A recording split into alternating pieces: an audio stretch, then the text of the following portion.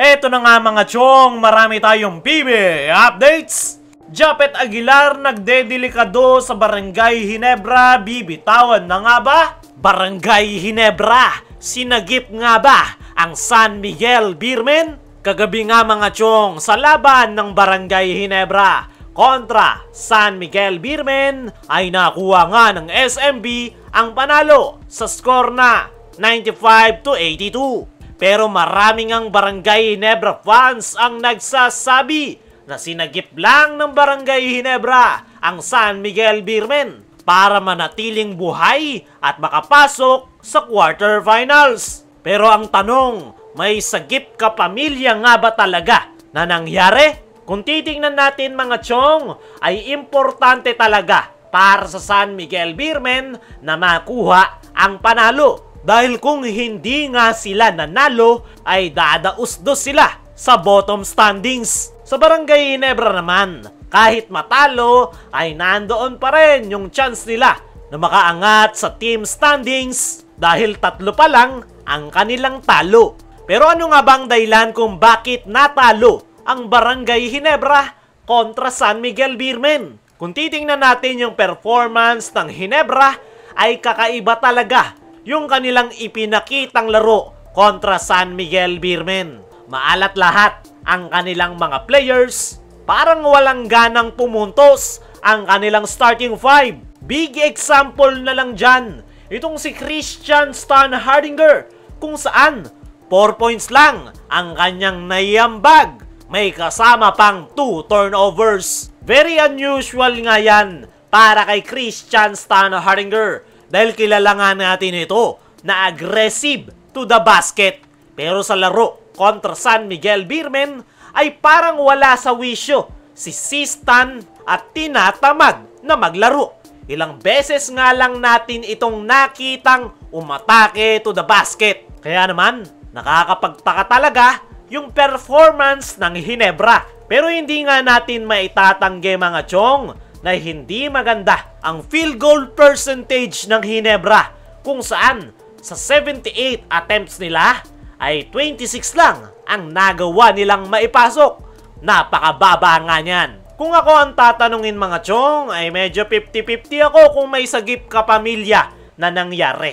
Dahil kahit nga very obvious yung performance ni Stan, ay hindi rin talaga maganda yung field goals percentage ng kanilang koponan. Pero kung kayo ang tatanungin, may sagip ka pamilya nga ba na nangyari? I-comment mo lang dyan sa ibaba. Japet Aguilar nagdedelikado sa Barangay Ginebra, bibitawan na nga ba?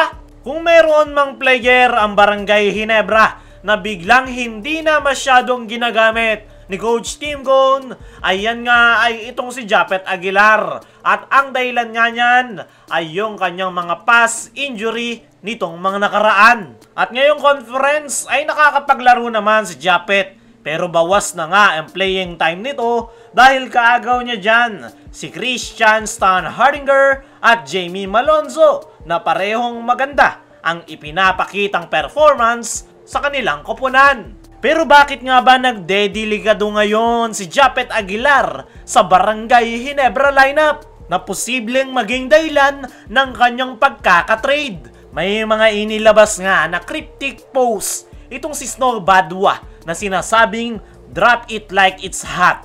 Yan nga ang kanyang clue na ibinigay at katunog niyan si Japet. At kung titingnan yung comment section ay puro si Japet Aguilar ang sinasabi ng mga PBA fans. Meron pang nagsabi na si Japet at mapupunta daw ng Magnolia Hotshots. Possible na mangyari yan dahil matagal nang kulang sa big man ang Magnolia.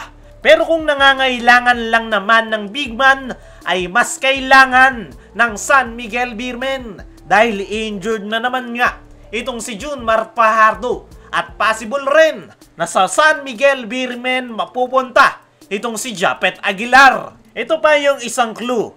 Picture naman ni Jordan Clarkson kasama si AJ Edu. Initial ni Jordan Clarkson ay J, initial naman ni AJ Edu ay A.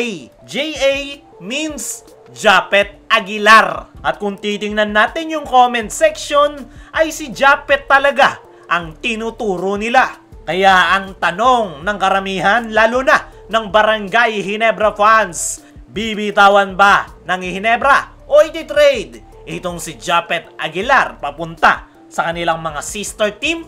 Kaya naman, atin niyang itinanong sa ating mga trusted source kung ano nga ba ang plano ng Barangay Ginebra kay Japet Aguilar at kung ano yung masasabi nila sa post nitong si Snow Badwa. Sa ngayon nga daw ay focus sila sa pagdepensa ng kanilang kampyonato ngayong conference. Wala naman daw silang naririnig na plano o trade para sa Barangay Ginebra sa ngayon. Ang gusto nga lang daw ngayon na mangyari ni Coach Tim Cone ay makabuo sila ng solid team chemistry sa lalong madaling panahon. At patungkol naman sa mga cryptic post ni Snow Badwa, ay no comment nga daw sila dyan. Para sa akin mga chong, ay pwedeng mangyari na bitawan ng Ginebra si Japet papunta sa kanilang mga sister team. O pwede ding hindi. Sa ngayon, ay rumor pa lang yung kumakalat na balita na bibitawan itong si Japet Aguilar at hindi nga natin mako-confirm kung totoo nga ba yan o hindi.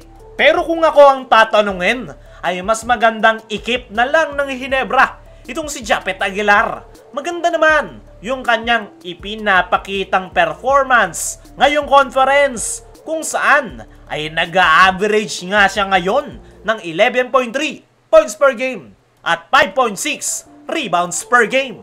Malaki pa rin yung contribution ni Japet sa Barangay Ginebra, lalong-lalo na pagdating sa depensa na hindi nakikita sa stat sheet. Pero kung management nga ang gagalaw para mapunan ang problema ng kanilang sister team, ay paniguradong walang magagawa ang Barangay Ginebra.